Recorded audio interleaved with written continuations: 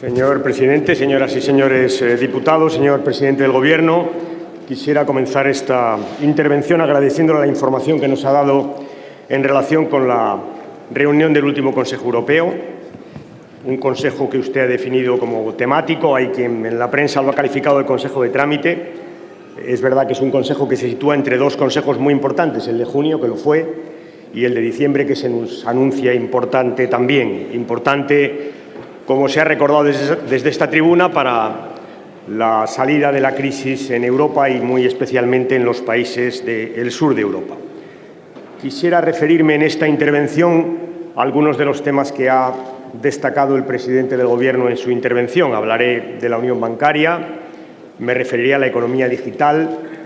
Quiero también tocar algún aspecto en relación con la aprobación del marco financiero 2014-2020 y me referiré finalmente a los temas de inmigración y al tema de los servicios de inteligencia norteamericanos. Pero voy a aprovechar la parte final de la intervención del presidente para hacer una vez más una afirmación en esta Cámara que creo que es importante y que no es otra que el futuro de España depende sustancialmente de lo que pase en la Unión Europea. Sustancialmente. Siempre ha sido así, pero ahora es mucho más que nunca. Y que nuestra salida de la crisis depende sustancialmente de lo que pase en la Unión Europea. Sobre esto hemos hablado repetidamente en sesiones como esta, en las que el presidente del Gobierno ha informado de la política europea. Estamos ligados a Europa, lo hemos estado hace mucho tiempo, pero ahora, en una crisis como esta, es definitivo lo que pase en Europa, y de ahí la importancia que tienen estos consejos y la importancia de estos debates que hemos tenido aquí. Porque, como tuve ocasión de comentar en el debate de presupuestos con el ministro de Hacienda, es verdad que hemos entrado en una nueva fase, que decía el presidente del Gobierno, y es verdad que lo hemos hecho en buena medida por decisiones que se han tomado en el marco de la Unión Europea. El presidente hablaba de la crisis del euro, de la incertidumbre sobre el sistema económico y monetario, y es cierto que la hubo, y es cierto que afectó sustancialmente a nuestra prima de riesgo, no solo a la nuestra, a la de Irlanda, a la de Portugal, a la de Grecia, a la de Italia. Y es cierto que esa incertidumbre se rompe cuando el señor Draghi decide por fin decir lo que toda Europa le estaba pidiendo que dijera, y es que iba a defender el euro si había un ataque por parte de los especuladores. Es verdad que la situación económica europea entra en lo que el presidente ha definido una nueva fase, porque se hacen avances lentos, como ha señalado el propio presidente del Gobierno aquí, pero avances al fin y al cabo, en aquellos aspectos que la Unión Económica y Monetaria definió poco, a veces ni siquiera definió, y que hacen que haya pasado lo que ha pasado en la situación de crisis por la que pasa Europa, y que en última instancia justifica el que, como he dicho en muchas ocasiones en esta tribuna, lo que empezó a ser siendo una crisis financiera en Estados Unidos ha acabado siendo una crisis en toda la regla en Europa. Y es bastante evidente también que la situación económica europea ha entrado en lo que el presidente llama una nueva fase, porque la Unión Europea ha decidido por fin olvidarse de su austeridad compulsiva y ha permitido a los países, fundamentalmente a los del sur de Europa, unos calendarios de consolidación del déficit más flexible. Esta es la situación. Por tanto, la nueva fase de la política económica europea ha permitido que efectivamente esa nueva fase exista también, repito, en Grecia, en Italia, en Portugal, en España y en Irlanda. No solo, también en Francia y también en Alemania. Y eso es muy importante de resaltar aquí. Es muy importante de resaltar porque, como empecé diciendo, demuestra hasta qué punto nuestra crisis económica nace en el marco de la Unión Europea. No es solo la Unión Europea, pero también la Unión Europea nos afecta, y hasta qué punto es importante para nuestro país que esta política europea que ha cambiado siga profundizando en ese cambio. Es verdad que ningún político europeo, ninguno, ha tenido la valentía de salir y decir ante la opinión pública europea: oiga, nos hemos equivocado y hay que cambiar. Pero en la práctica lo han hecho.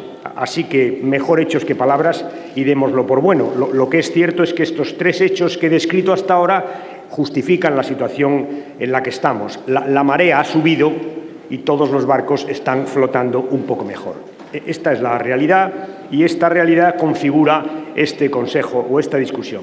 Y también la política del Partido Socialista o del Grupo Socialista, que, como sabe usted, señor presidente del Gobierno, y toda la Cámara, ha sido una política de apoyo de la posición del Gobierno en la Unión Europea, entre otras cosas porque coincide con la que hemos defendido nosotros, y de apoyo a ese cambio en la política europea que vengo glosando una vez detrás de otra cuando hablo de estos temas en esta Cámara.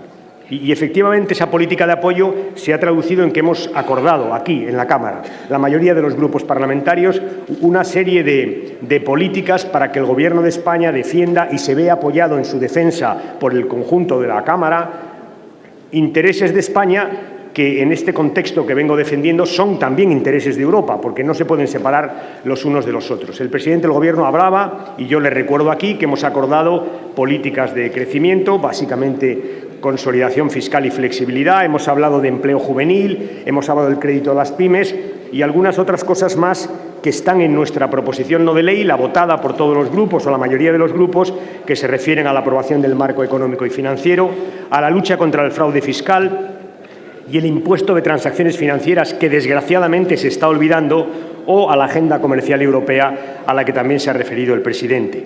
Sirva este recordatorio para hacer dos cosas. Una, para reafirmar nuestra posición y reafirmar la vigencia de esa proposición que hicimos en esta Cámara. Y dos, para pedirle al presidente del Gobierno que aprovechemos el próximo Consejo, el de diciembre, y su discusión parlamentaria para hacer balance de lo que ha dado de sí estos meses desde junio o mayo, desde junio que votamos en esta Cámara la proposición no de ley. En otras palabras, quisiera el Grupo Parlamentario Socialista que la próxima discusión de un Consejo importante, el de diciembre, no se limitara solo a repasar los asuntos aprobados en el mismo, sino también nos permitiera repasar conjuntamente cómo han ido las cosas, ya que un acuerdo político tiene ciertamente un correlato para el Gobierno, obligaciones que contrae en esta Cámara, y también, por qué no decirlo, para la oposición, obligaciones que contrae en esta Cámara.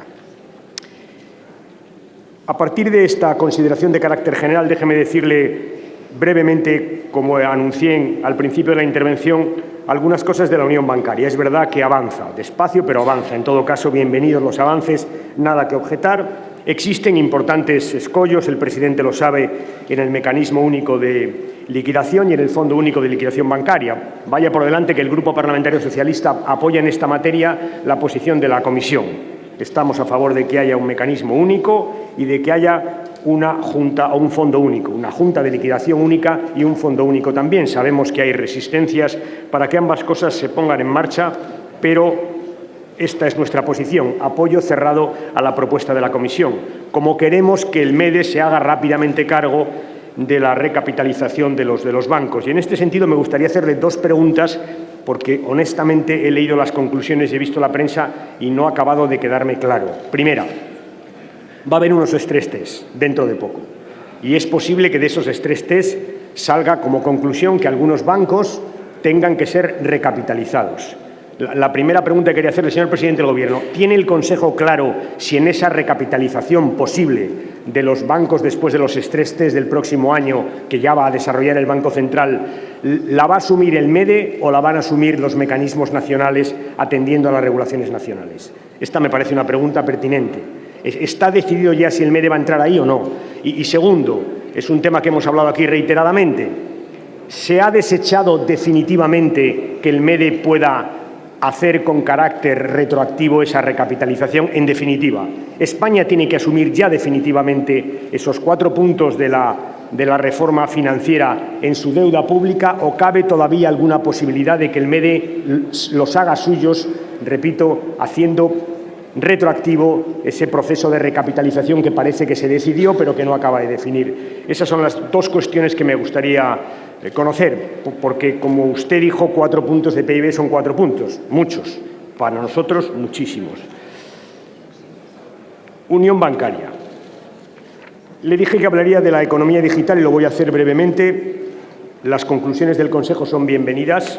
Es evidente, nadie puede dudar que la economía digital es una fuente de competitividad, de desarrollo, son lugares comunes en los cuales es fácil ponerse de acuerdo, y es verdad que las conclusiones del Consejo en materia de fiscalidad, de un marco normativo amplio y acordado y sobre todo seguro, o de la habilitación de los jóvenes europeos en materia digital, están todas ellas muy puestas en razón, nada que objetar. Mis objeciones en este caso nacen de la diferencia que existe entre la retórica oficial del Consejo Europeo y la práctica del propio Consejo Europeo. Hay una diferencia fundamental entre lo que se afirma y lo que al final se hace, o mejor, por decirlo de una manera que todo el mundo lo entienda, entre los discursos y los recursos. Esto es lo que me llama la atención. El Consejo Europeo se llena la boca de que hay que favorecer la inversión en banda ancha o desarrollar tecnologías como la 4G, pero a la hora de la verdad, en el fondo, en la discusión presupuestaria, prácticamente deja a cero toda la política de impulso de las telecomunicaciones contenidas en el llamado mecanismo Conectar Europa, previsto en el Fondo 2014-2020. Había 9.000 millones de euros previstos y ha pasado a 1.000. Oiga, es fácil hablar de que hay que invertir, pero al final, si uno se carga en los presupuestos todos los apoyos para las inversiones de las empresas, difícilmente la retórica va a pasar nunca de ser retórica. Algo parecido pasa con la I+D. Mucha I+D, importancia del conocimiento para la competitividad, y luego llevamos al Plan Horizonte 2020 y resulta que había 80.000 millones de euros, el Parlamento propuso 100.000 millones de euros y el Consejo lo ha dejado en 70.000 millones de euros. Y la pregunta que cabría formularle al Consejo después de esta retórica sobre la importancia de la investigación, oiga, ¿realmente creen los jefes de Estado y de Gobierno de la Unión Europea que bajando los gastos en I+D va a ser más competitiva Europa? Esta es la discusión que habría que hacer. Y es una discusión pertinente también para España. Traía el presidente del Gobierno a colación en su intervención muchos temas españoles. Hay que reconocer que en este capítulo, que podríamos llamar genéricamente del dicho al hecho, hay mucho trecho. Nuestro país es el rey, no hay ninguna duda. Entre la retórica y entre los discursos y los recursos, España sí que tiene un larguísimo camino que recorrer. Porque es verdad que el Gobierno español aplaude la retórica del apoyo a la I+D, pero aquí en los presupuestos baja los presupuestos de I+D por encima del 30% en 2 años. Es verdad que el Gobierno aplaude el despliegue de la tecnología 4G, pero aquí en España la retrasa.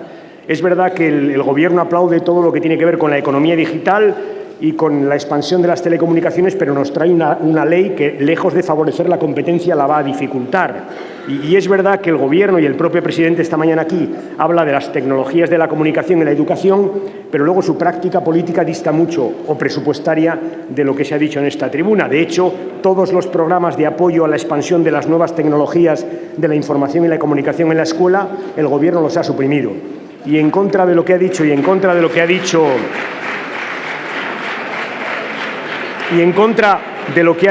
en esta tribuna, le recomiendo que se relea la Ley Wert, que esta Cámara aprobará, pero que nunca se aplicará, que quede claro, porque en la Ley Wert el espacio que se deja, no, lo han dicho la mayoría de los grupos de esta Cámara, que tendrán mayoría en la próxima legislatura. Por tanto, repito, sí, no se aprobará, no se aplicará, sí, la mayoría. Vamos, todos menos el Partido Popular, para que quede claro. Pero no es eso lo que quiero decir hoy. Lo que quiero decir es que el espacio que se deja a la formación de jóvenes en nuevas tecnologías es un espacio menor, mucho menos del que había. Por tanto en lo que se refiere a la política de investigación, desarrollo e innovación, como al desarrollo de las telecomunicaciones, como a la política de desarrollo de la banda ancha, como a la propia formación de nuestros jóvenes, el Gobierno dice una cosa en Bruselas y hace la contraria o una bien distinta en nuestro país. Esta es una contradicción de nuestro Gobierno y, por lo que he dicho antes, del conjunto de los gobiernos. Debo decirle, en todo caso, señor Rajoy, que cuando usted habla de la competitividad española, en general se refiere más bien a la bajada de salarios que la I+D. Y este es el punto de discusión que tuvimos en presupuestos y que hoy reitero ya aquí. Nosotros estamos en desacuerdo con ese modelo de competitividad que el Gobierno ha puesto en marcha. Estamos en desacuerdo. Creemos que es insostenible en el tiempo, porque siempre habrá alguien que produzca más barato, y creemos, sobre todo, que es profundamente injusto y que traerá la desigualdad a nuestro país. Bien sabe el señor Montoro que esta es nuestra posición. En todo caso, quiero acabar con 3 reflexiones rápidamente. Una tiene que ver con la discusión de los presupuestos, vamos a llamarlos así para que todo el mundo lo entienda, 2014-2020 de la Unión Europea. Señor presidente, en este momento, como usted sabe, en el Parlamento se discute sobre los fondos de cohesión y sobre el Fondo Social Europeo.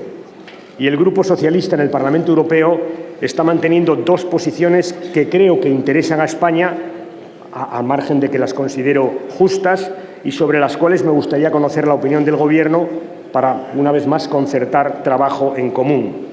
La primera se refiere a la llamada macrocondicionalidad. Sabe el presidente del Gobierno que lo que quiere la Comisión y lo que quiere el Consejo es que los países que no cumplan con la senda de cumplimiento de déficit puedan ser castigados, entre comillas, con pérdida de fondos de cohesión. Y lo que dice el Grupo Socialista en la Unión Europea, en el Parlamento Europeo, es que esto no es posible, que la Comisión tiene ya mecanismos suficientes para solventar sus diferencias en materia de consolidación fiscal con los países, para encima castigar a los países más pobres, los que tienen más problemas, con menos fondos de cohesión, que es tanto como castigar a los ciudadanos más débiles, que son los parados o aquellos que acuden a los fondos de alimento. Estamos en contra de que se imponga una nueva condicionalidad económica para el reparto de los fondos de cohesión y así lo estamos defendiendo en el Parlamento Europeo. Como creemos que dentro de los fondos de cohesión deberíamos dedicar un 25% al Fondo Social Europeo y no un 23% como propone el Consejo y la Comisión. Son 2 puntos, parece poco, pero son 7.000 millones de euros, que es muchísimo dinero. Me gustaría saber la posición del Gobierno español y ya adelanto que la nuestra va a ser firme en el Parlamento. No aceptaremos condicionalidad en materia de cohesión y no aceptaremos que el Fondo Social Europeo baje por debajo del 25% en el conjunto de los fondos de cohesión. Voy rápidamente a los 2 temas finales de mi intervención: inmigración y el asunto de los servicios de inteligencia norteamericanos. Bueno, el tema de la inmigración lo ha tocado el presidente del Gobierno. Tengo que decirle, señor Rajoy, que aquí estoy en absoluto desacuerdo con lo que pasó en el Consejo. Fíjese, el Consejo ha remitido a dentro de un año las medidas en materia de inmigración, es decir, casi un año después del suceso de Lampedusa. Del suceso de Lampedusa, que para los que hemos estado en estos temas sabemos que es un suceso porque hubo muchísimos muertos, pero que es un suceso que se sucede todos los días y que merecería una atención más rápida del Consejo Europeo. Verá, ¿qué me preocupa? Es que hay algunos países europeos que están siguiendo la senda de Italia y están aprobando un conjunto de legislaciones que tienen, si me permite la expresión, un tufillo un tanto xenófobo. No voy a hablar de las legislaciones que están encima de la mesa en países como Gran Bretaña.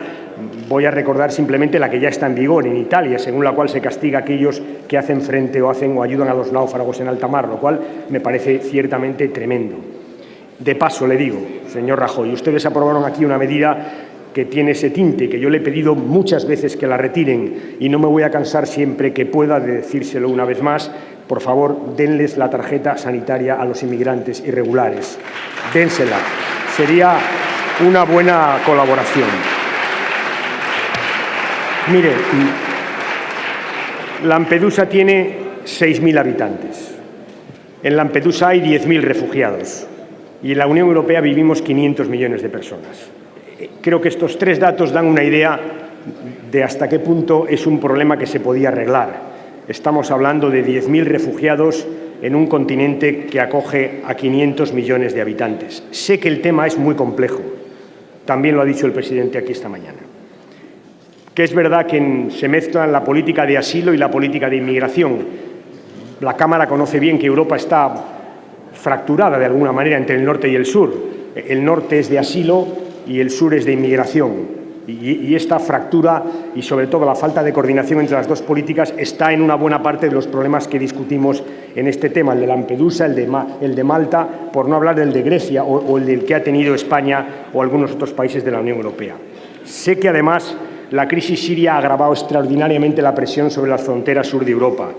Y sé que los acontecimientos del norte de África han hecho saltar por los aires una buena parte de los acuerdos que tenían países como Italia con los países del norte de África para combatir a las mafias y, por tanto, la inmigración ilegal. Todo esto es verdad.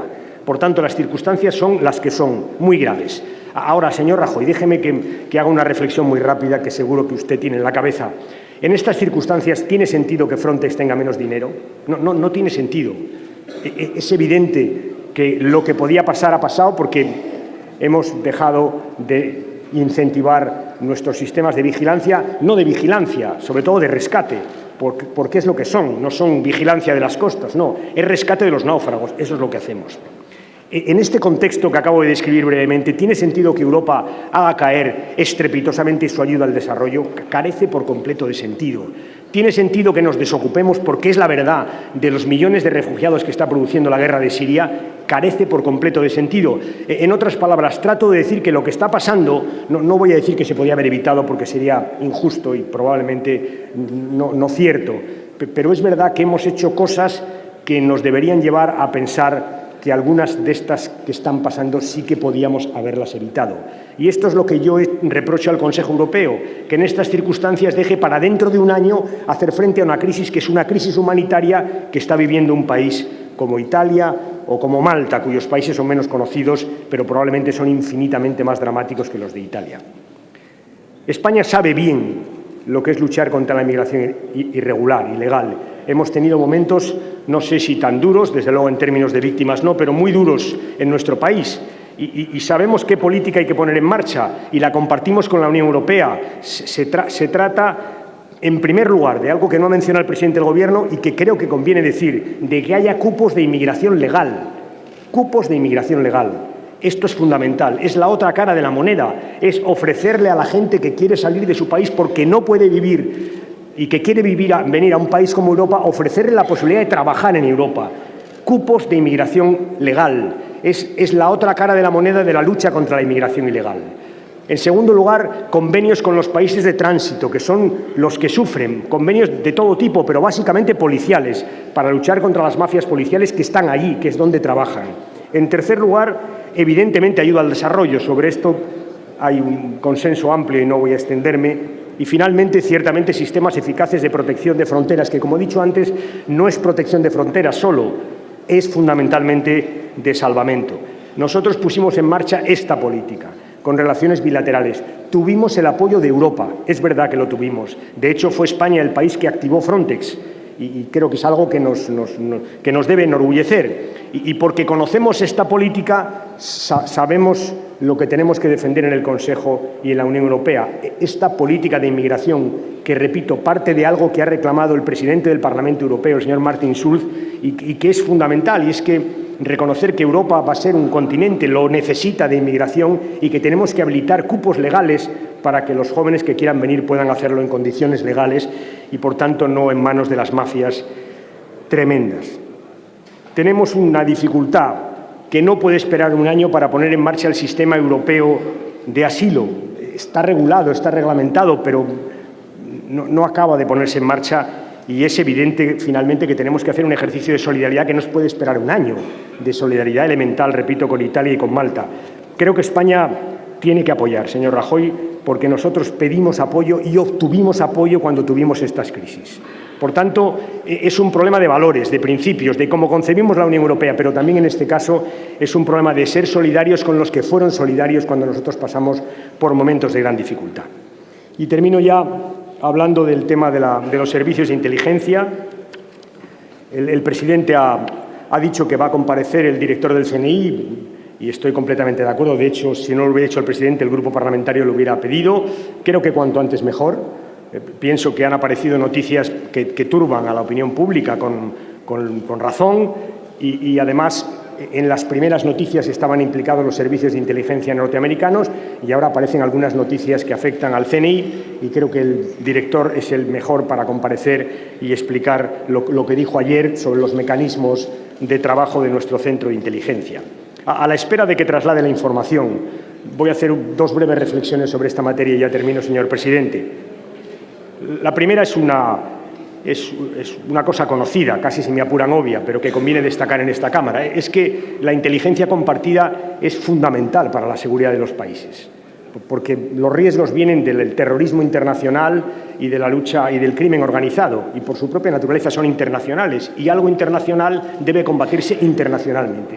Por tanto, este es un debate muy serio. El de compartir inteligencia es un debate muy serio que afecta a la seguridad de nuestros países, repito, sometidos a dos riesgos que tienen que ver todos ellos con la política internacional. Y compartir información, como sabe esta Cámara, no es fácil, cuesta mucho tiempo, porque es esencialmente un ejercicio de confianza.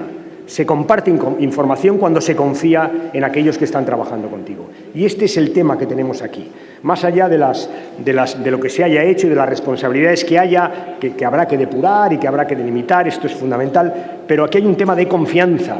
Lo que está poniéndose en riesgo es la confianza entre servicios de inteligencia que llevan tiempo trabajando juntos y que han ido mejorando esa confianza y, por tanto, la efectividad de su colaboración. Ese es el problema que tenemos que debatir y eso es lo que hay que decirle a Estados Unidos. Se trata de un problema de confianza. Verá, si un servicio de inteligencia hace cosas en un país que el servicio de inteligencia de ese país no conoce, hay desconfianza, se genera desconfianza. Por tanto, si los servicios de inteligencia norteamericanos han hecho cosas en España que España no conocía, tenemos razón para decirles, oiga, han generado una enorme cantidad de desconfianza en nuestros servicios de inteligencia y en nuestra ciudadanía, que al final les soportan de entrada presupuestariamente a través de esta Cámara. Y algo más. Si un servicio de inteligencia, además de hacer cosas que ese país, en este caso España, no conoce, ha hecho cosas que afectan a nuestro gobierno o a nuestras instituciones, el tema es todavía más grave. No estamos ante desconfianza, sino estamos claramente ante la deslealtad. Y eso no es tolerable. Esto es lo que hay que decirle a Estados Unidos. Desde la perspectiva inicial que le decía, confianza. Usted, señor presidente, sabe hasta qué punto es difícil establecer la relación entre Europa y Estados Unidos en materia de datos, muy difícil. Yo tuve la responsabilidad de defender en el Parlamento Europeo el programa SWIFT. Estuve muchos meses trabajando para convencer a las dos partes que había que firmar ese programa, por una razón que yo entendía perfectamente como europeo y que yo defendía en Estados Unidos, y es que los europeos somos muy celosos, faltaría más, y debemos serlo, de la protección de nuestros datos, de la privacidad de nuestros ciudadanos.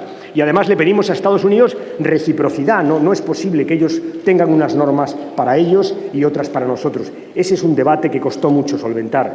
Y todo eso, más el que ha seguido después, bien conoce el ministro del Interior sobre protección de datos, es el que está en riesgo. Por tanto, a Estados Unidos hay que decirle, es importante que clarifiquemos esto, porque estos retrocesos son muy dañinos para nuestra seguridad. Y repito, la pérdida de confianza es algo que se produce en un día y que tarda muchos años en recuperar. Por eso creo pertinente que venga el director del CNI en esta Cámara y que explique lo que pueda explicar, lo que sepa de la actuación de los servicios de inteligencia norteamericanos, de los convenios que tenemos con ellos, de la actuación de los propios servicios de inteligencia españoles, para clarificar, para que quede claro lo que está pasando. Y por eso creo que es muy importante pedirle explicaciones claras a los Estados Unidos, responsabilidades en su caso y, desde luego, rectificaciones contundentes si es que fuera necesario. Y todo ello por el bien de la seguridad de los españoles. Nada más. Muchas gracias, señor presidente.